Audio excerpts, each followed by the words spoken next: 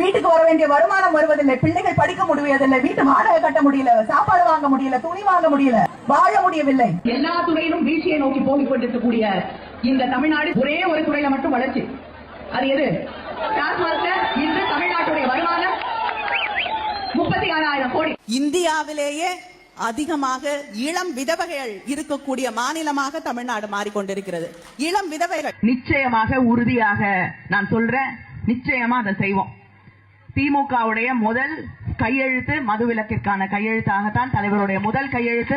மதுக்கடைகள் மூடுறேன், 10 மணிக்கு அப்புறம் மது விற்பனை இல்லைன்னு சொல்றாங்க. ஆனாலும் அதற்கப்புறம் 11-12 மணிக்கு கூட விற்கப்படுகிறது. நிச்சயமாக திமுக தலைவர்கள் அவர்கள் குடும்பங்கள் நேரடியாக நடத்தக்கூடிய மது ஆலைகள் மூடப்படும். நல்ல நேரம் எல்லாம் யாரும் பார்க்கலங்க.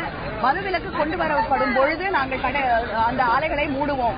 ஒரு நாள் டாஸ்மாக் கடைகள் இல்லாத தமிழகத்தை உருவாக்கக்கூடிய அத்தனை முன்னேற்றங்களை திராவிட முன்னேற்ற கழகம் செய்யும். தமிழ்நாட்டில் மதுவிலக்கு சாத்தியமா சாத்தியமற்றதா? நீங்க திமுக வந்து ஆட்சி வந்த உடனே முதல் கையெழுத்த வந்து மதுவிலக்கு இருக்குன்னு சொல்லியிருந்தீங்க.